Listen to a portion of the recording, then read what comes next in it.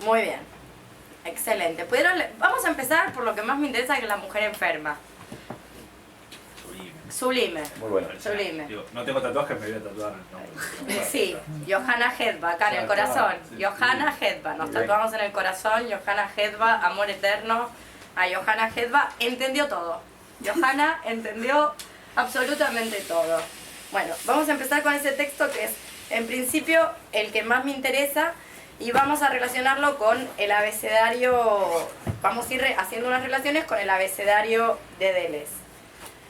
En principio, este texto empieza con, por decirlo de algún modo, empieza con la diferencia entre las diferentes categorías de lo político, diría yo. Hay una manera clásica de analizar lo político, que es, por ejemplo, cuando yo hablo, por ejemplo, si yo les digo protesta social, ¿ustedes qué se les viene a la cabeza?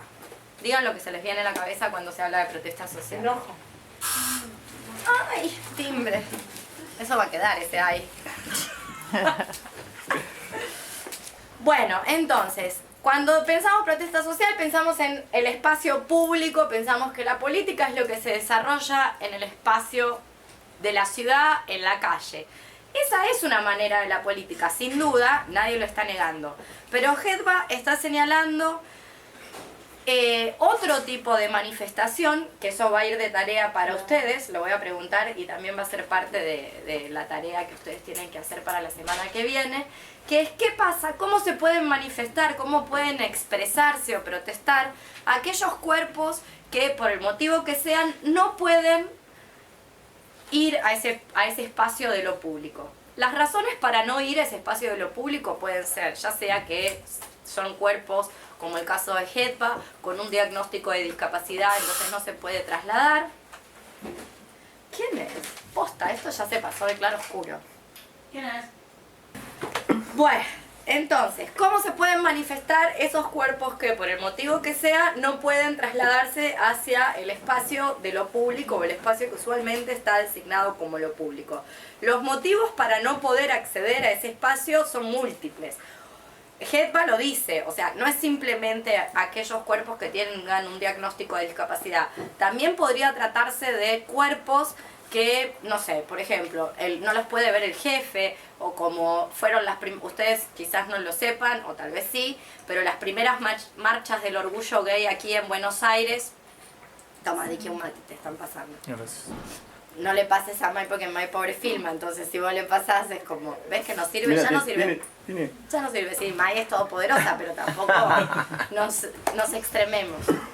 Bueno, entonces les decía, las primeras marchas del orgullo, que mucha gente, debido a la discriminación, fue a la marcha con careta. Entonces, a veces ocurre que hay personas que no pueden manifestarse. La primera pregunta que yo tengo para ustedes a partir de la lectura del texto de Hedva es si saben de ejemplos históricos o si se les ocurre ejemplos de protesta social para aquellas personas que por el motivo que sea no pueden participar del espacio que usualmente está reservado a la política clásica, que es el espacio de lo público. Esta división de aguas que yo llamo el sacrificio marxista. Ella habla de Hannah Arendt y de cómo sacrifica a una parte de la población. Después vamos a volver sobre esa parte del sacrificio. ¿Se les ocurren ejemplos? Bueno, un texto podría ser. Dale. Un texto podría ser. Texto podría ser, digo. Un texto. Bien, este texto, claramente. ¿Qué más? Lo que me contaste la otra vez de estos tipos que quedaron presos y como una manera de manifestarse adentro de la cárcel era, bueno, te lleno de mierda todo y entonces te Hunger. Claro, lo que pasó en Irlanda. o una huelga de hambre. Perfecto. La huelga de inquilinos puede ser, estoy pensando. La histórica. La histórica huelga de inquilinos. ¿Cómo fue? Contala. Básicamente subieron el precio, bueno, en los barrios del sur de la capital, que eran los barrios populares, con una cantidad de inmigrantes, porcentaje altísima, subieron los alquileres de golpe mucho, creo que en un 40%, y básicamente, o sea, no fue una huelga de trabajo porque los hombres, digamos, en esta división clásica iban a trabajar, las mujeres se quedaban con la familia, pero lo que se hizo fue no pagar, y las que resistieron en la huelga fueron las mujeres con los hijos. O sea, no fue una huelga clásica en ese sentido, y fue un combate muy duro, hubo muertos incluso, muertas, y bueno, de ahí deriva, de esa represión deriva el ajusticiamiento del amigo Falcón. Muy bien. Bueno, sí. Sí, ese es un ejemplo. O sea, lo que yo quiero que hagan para la semana que viene es que piensen ejemplos, ya sea históricos, ya sea inventados, de formas de manifestación de la protesta social para cuerpos que por algún motivo están impedidos de habitar ese espacio de la política clásica que suele denominarse espacio público. Y hablaba del sacrificio marxista y que retengamos la noción de sacrificio.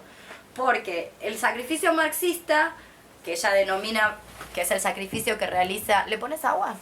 No.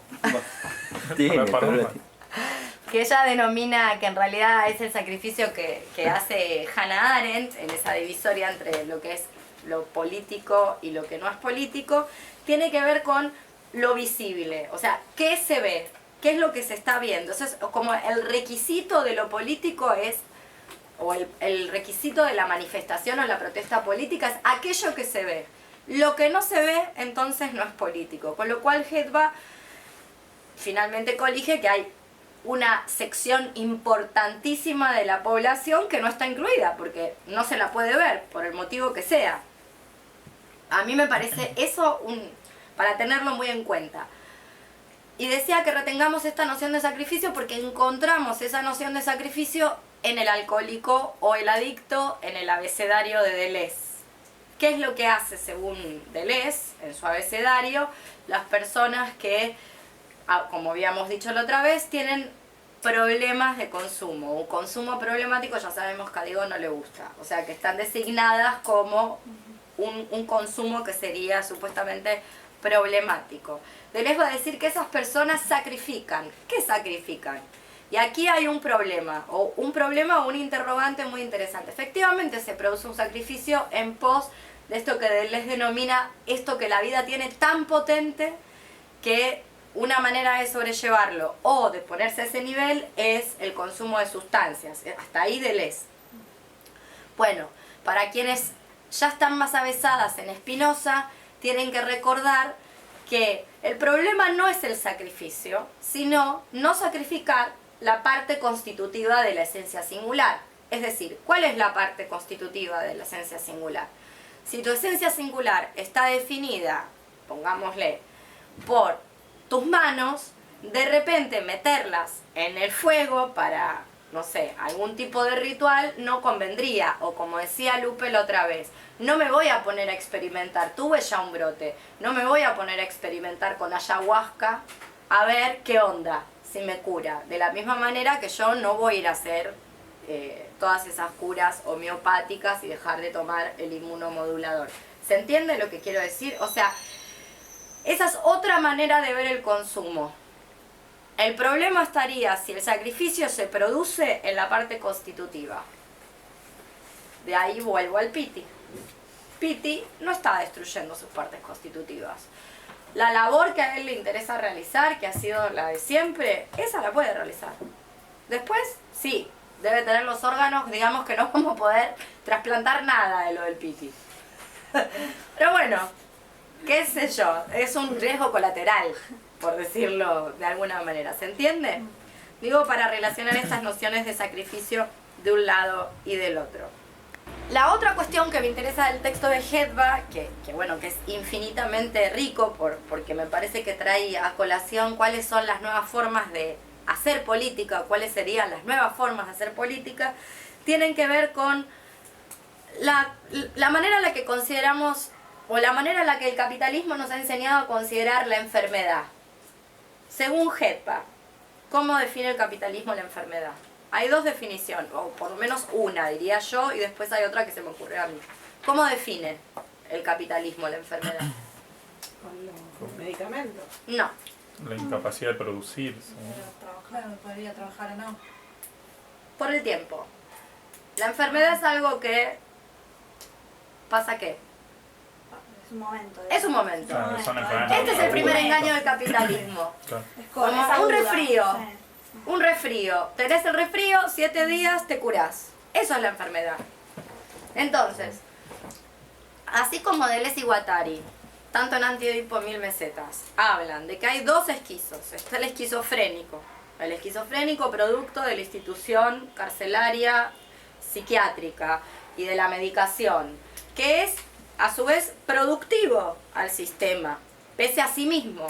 Es productivo al sistema, porque no puede producir, pero se le puede extraer. Lo que leíamos de Foucault en el tomo 1 de Historia de la Sexualidad, la introducción. O sea, el cuerpo que no puede producir se le extrae. Hay otro esquizo, que es el múltiple, que ese es un problema, porque no es un producto del dispositivo carcelario neuropsiquiátrico, sino que es la fuga de eso. Bueno, hay dos tipos de enfermos. Está el enfermo del mito de la enfermedad, según Hetba, ¿no? Podríamos decir, podríamos leer en Hetba. Está el mito de la enfermedad, el cuerpo enfermo que se enferma y se repone, que viene bien, porque a ese se le puede extraer durante una cantidad de tiempo, y después hay todo otro grupo de enfermos, que es el enfermo crónico, el cuerpo. Cuando digo enfermo no estoy hablando de un hombre, estoy hablando de universal hombre, estoy hablando del cuerpo. El cuerpo enfermo, que es el cuerpo enfermo crónico, que no se repone. Tiene que habitar el espacio que tenemos para habitar, así, sine die, para siempre, hasta el fin de sus días y las últimas consecuencias.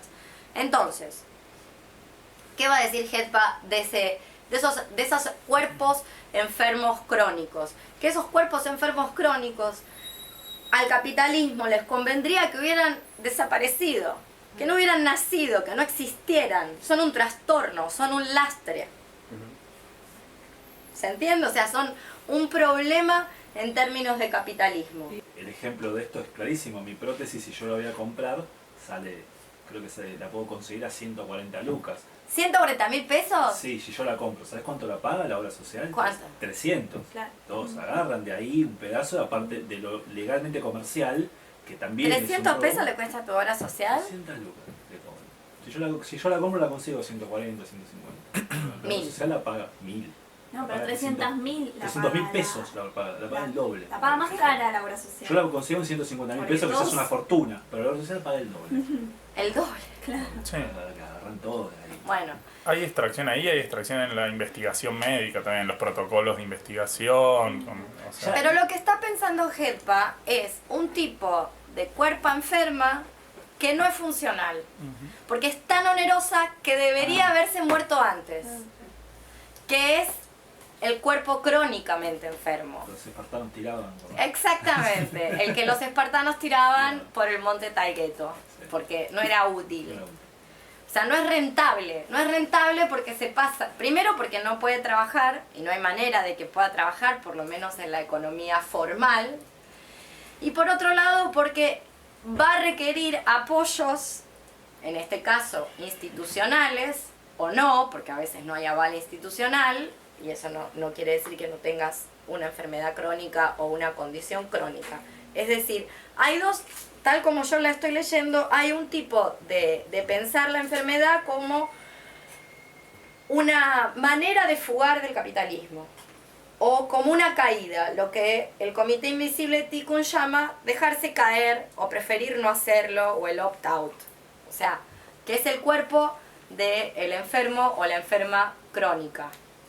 Justamente porque el hospital y la corporación médica no está pensado para una persona que va a existir para siempre, o sea, lo que dure esa existencia, portando una condición singular que es diferente a la del ejército de reserva y el ciudadano promedio.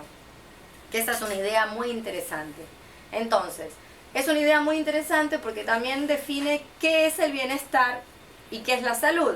Y la salud y el bienestar está definida, según Hetba, por un ideal de lo que sería un hombre blanco, heterosis de un país rico con un buen poder adquisitivo. Todo el mundo sabe lo que es un cis, S-I-S, lo que no es trans, básicamente, para decirlo mal y pronto.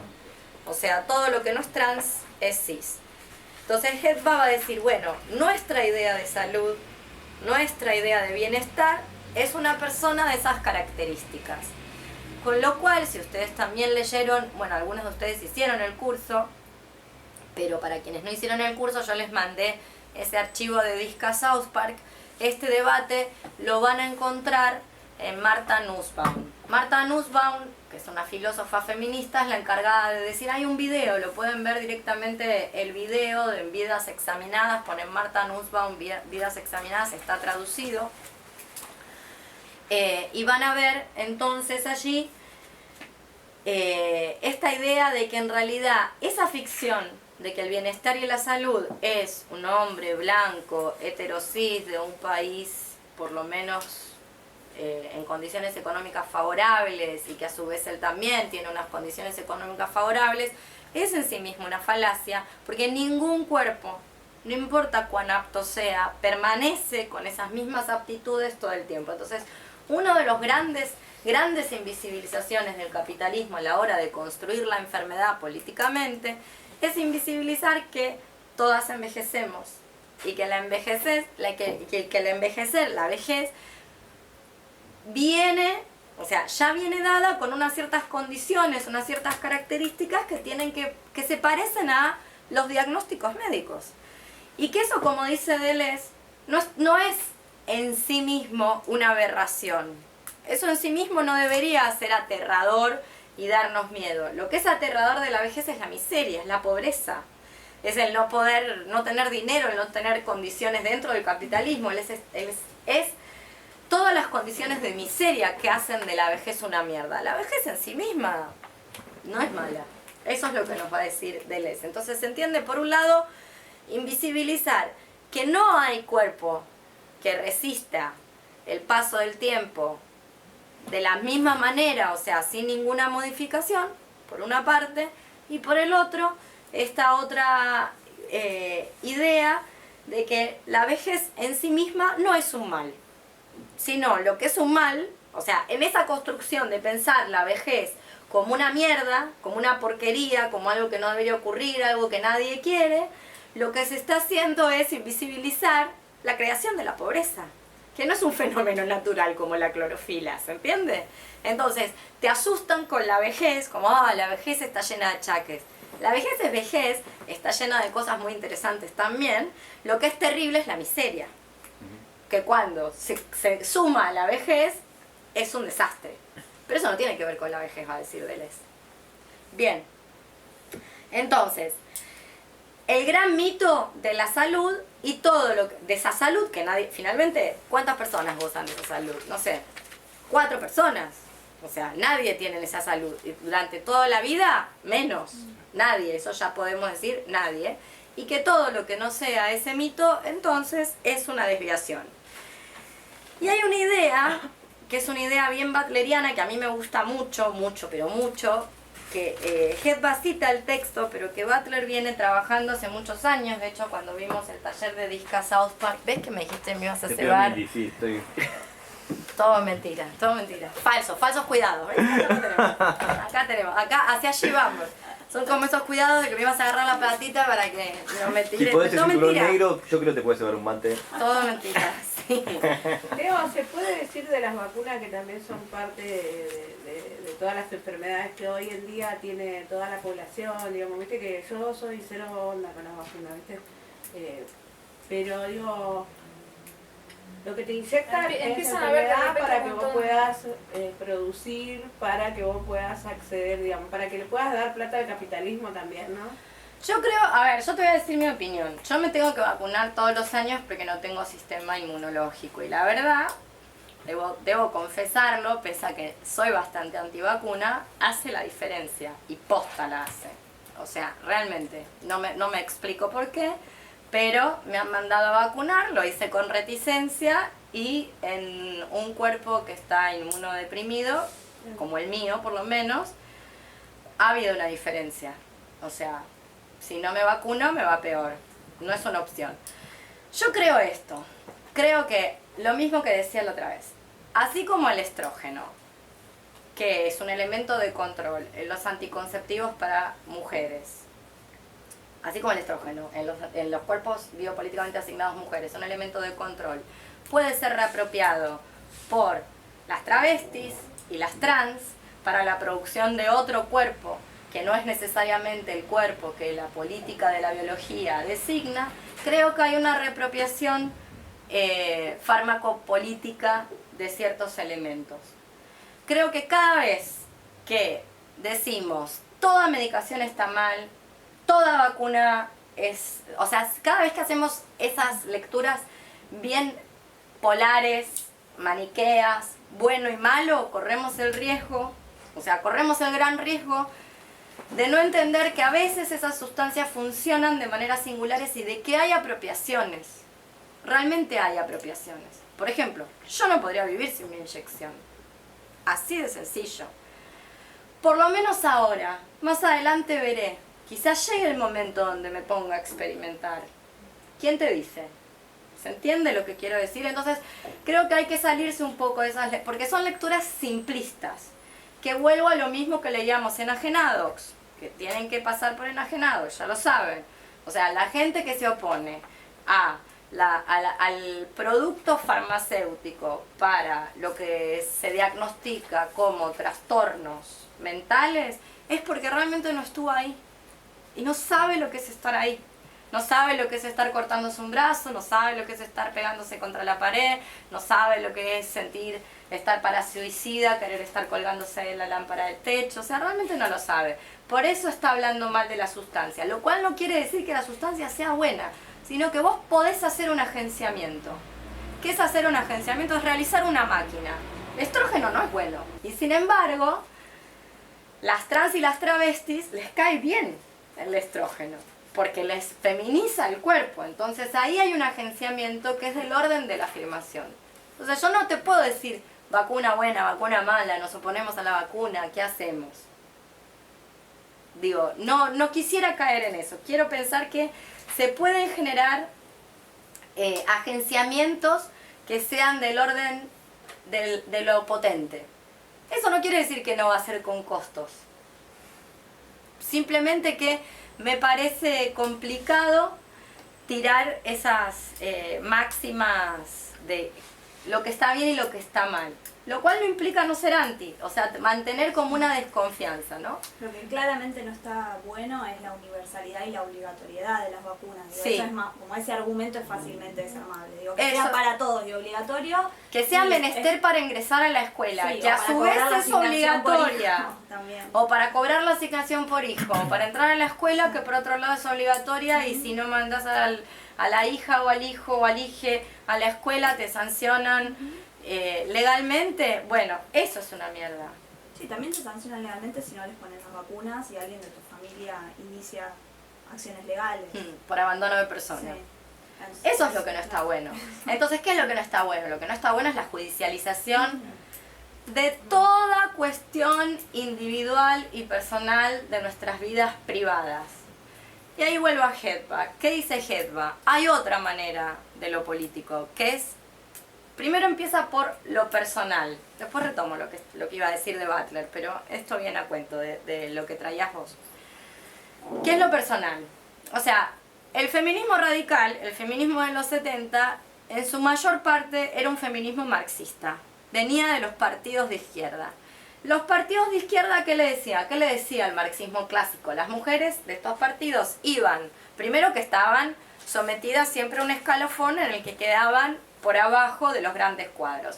Y después iban con sus cuestiones personales, las cuestiones personales, qué sé yo, el aborto, la violencia de género, que el marido te viole, te pegue, que el novio te maltrate, la violencia psicológica, que el salario sea diferenciado, que la jefa cobre menos que su subalterno, todo lo que ya sabemos, y les decían que esas eran consecuencias del capitalismo y que cuando se tomaran los medios de producción, esas cuestiones que no eran la cuestión principal se iban a subsanar, nadie sabe bien cómo, casi como por arte de magia, ¿no?